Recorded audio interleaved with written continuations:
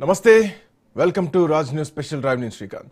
పశ్చిమాసియాలో యుద్ధ వాతావరణం మరింతగా ముదిరిపోతోంది. రోజుకు ఇరాన్పై అమెరికా వరుసగా మూడో రాత్రి కూడా వైమానిక దాడులతో విరుచుకుపడింది.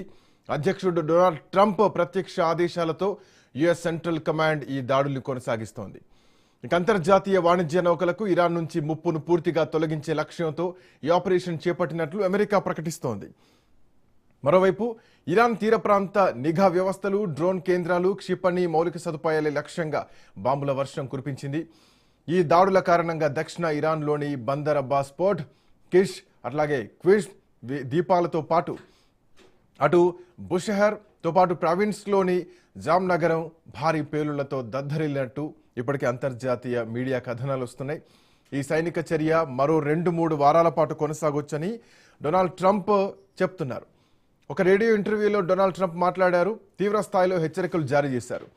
జాగ్రోస్ పర్వత శ్రేణుల్లో అత్యంత పటిష్టమైన భద్రత నడుమ భూగర్భంలో నిర్మించిన పీకాక్స్ మౌంటైన్ అణుస్థావరంపై దాడికి తమ సైన్యం సిద్ధంగా ఉందని ప్రకటించారు. మేము పీకాక్స్ మౌంటైన్ను కూల్చివేయబోతున్నాం, సిద్ధంగా ఉండమని ఇరాన్కు చెప్పండి, దీన్ని వాళ్ళు ఆపలేరు అంటూ ట్రంప్ సంచలన కామెంట్ చేశారు. ఈ పీకాక్స్ మౌంటైన్ ఇరాన్కు చాలా ఒక శక్తివంతమైనటువంటి కేంద్ర బిందువు. ఎందుకంటే దాంట్లోని దరిదాపు ఒక 3000 క్షిపణి జెట్ ఫ్లైట్స్ దాంట్లో కేంద్రీకృతం ఉన్నాయి. అవి ఎక్కడ ఏ సొరంగంలో ఉన్నాయో ఎవరికీ తెలియదు ప్రపంచానికి. ఈవెన్ శాటిలైట్ కూడా దొరకనంతటువంటి స్థాయిలో ఉంది.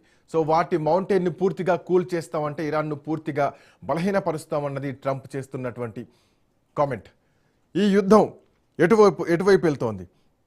సో నిన్న జరిగినటువంటి దాడుల్లో కూడా భారీ దాడి జరిగింది. ఇరాన్ యూఏకి చెందినటువంటి 2 చమురు ట్యాంకర్ల పైన క్రూయిజ్ క్షిపణులతో దాడి చేసింది.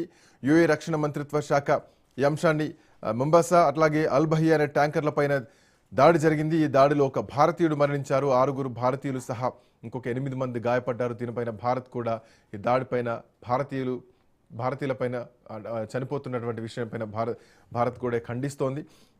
అయితే ఇది ఇట్లా ఉంటే అటు ఇరాన్ పైన భారీ సైనిక చర్యను కూడా అమెరికా ప్రారంభించింది. సో రోజుకు తీవ్రతరం అవుతోందనే చెప్పాలి. సో ఇట్లాంటి నేపథ్యంలోనే ఈ యుద్ధం ఇంకా ఎటువైపు దారితీయబోతోంది, ఏం జరగబోతోంది అన్నటువంటి ఒక పరిస్థితిలోకి వెళ్ళిపోతుంది.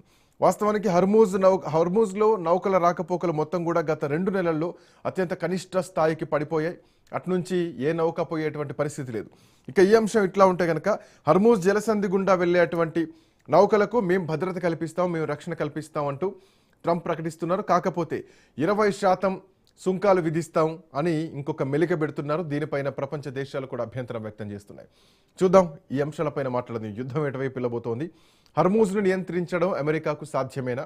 ఇరాన్ అంత బలహీనంగా ఉందా? హర్మూజ్ మాదే, అవసరమైతే అణు కార్యక్రమాలను వదులుకుంటాం కానీ హర్మూజ్ను వదులుకోమని చెప్పేసి ఇప్పటికే ఇరాన్ హర్మూజ్ను ఒక గుండెకాయలా చూస్తోంది. బండారు రామ్మోహన్ రావు గారు మనతో పాటు జాయిన్ అవుతున్నారు. రామ్మోహన్ రావు గారు నమస్తే.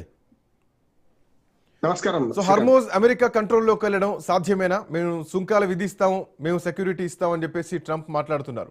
అది సెకండరీ అంశం నా దృష్టిలో. బట్ హర్మూజ్ ని స్వాధీనం చేసుకోవడం అంత సులభమా అన్నదే ప్రశ్న. ఖచ్చితంగా శ్రీకాంత్ గారు, మీకు అట్లాగే రాజ్ న్యూస్ ప్రేక్షకులకు నమస్కారం. నమస్తే అండి. యుద్ధం మరింత మొదలుతుంది. దీనికి కారణం ఎవరంటే 2 చేతులు కలిస్తే చప్పట్లయ్యాయి. కానీ మొదటి చప్పట్లు ఎవరు కొట్టిండ్రు అంటే వాళ్ళు రెడీ ఉన్నారు. ఇరాన్ వాళ్ళు కొట్టింది అమెరికా అంటున్నారు.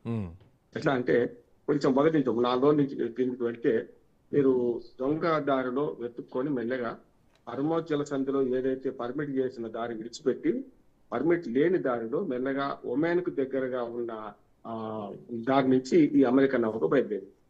దాని ద్వారా ఇరాన్ ఏం చేసిందంటే మేము అనుమతించిన దారిలో కాకుండా మీరు పక్కదారి పోతున్నారు, ఇది అలవాటు అయింది అంటే అందరూ అర్చించబోతారు. ఇప్పుడు ఉదాహరణకు రోడ్ ట్యాక్స్ తప్పించుకోవాలంటే మనం ఒక్కోసారి ఏం చేస్తాం, ఊళ్ళ నుంచి పడిపోతాం. అప్పుడప్పుడు కొంత ఏం చేస్తారంటే రోడ్ ట్యాక్స్ తప్పించుకుని జస్ట్ 3-4 కిలోమీటర్లు తిరిగితే చేరిపోతాం అంటే 100 రూపాయలు ఎందుకు పెడదామని తిరుగుతారు. సేమ్ అదే పద్ధతి. అంటే ఇరాన్ అనుమతించిన మార్గం కాకుండా ఒమాన్ కు దగ్గరగా ఒమాన్ అంతర్జాతీయ జలాల నుంచి వెళ్లే ప్రయత్నం చేసింది అమెరికా నౌక. దాని వల్ల దాడి చేసిండు. అది కూడా ఇంజన్ మీద దాడి చేసిండు. దాన్ని ఆపే ప్రయత్నం చేసింది కానీ మొత్తం సంస్థ చేయలేదు. ఇది ఫస్ట్ జరిగింది ఏది సార్ ఒకవేళ అదే అంటే మన మీరు అన్నట్టు ఇప్పుడు దక్షిణ తీరాన్ని మొత్తం కూడా ఒమన్ ఆక్రమించింది. ఒమన్ తీరం నుంచి వెళ్తున్నటువంటి అమెరికా నౌక పైన ఇరాన్ దాడి చేస్తోంది. సో ఇప్పుడు దీనిపైన ఒమన్ రియాక్షన్ ఎట్లా ఉండొచ్చు? అంటే మా ప్రాంతం నుంచి వెళ్తుంది, మాకు కూడా అంతే హక్కు ఉంటుంది కదా అన్నటువంటి డిమాండ్స్ ఏమైనా కొత్తగా వచ్చేటువంటి ఛాన్స్ ఉంటుందా? ఇక్కడ ఏం రాదు. ఇది యాక్చువల్గా ఏమంటుందంటే ఇరాన్ అయితే మన ఇద్దరం మంచుకుందాం నేను మీరు కదా, సింపుల్ సర్వీస్ ట్యాక్స్ వసూలు చేస్తామని ఇరాన్ ప్రతిపాదించింది. సర్వీస్ ట్యాక్స్ కు ఓమన్ కూడా ఒప్పుకుంటది. ఎందుకంటే అసలు అంతర్జాతీయ జల 52 కిలోమీటర్ల సందు అది మధ్యన.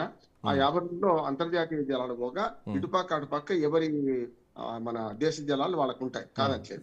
కానీ అంతర్జాతీయ జలాలు విడిచిపెట్టి ఏవైతే అందులో ఒమైన్ వైపు పోతే ఒమైన్ కూడా ప్రతిఘటించాల్సిందే కదా.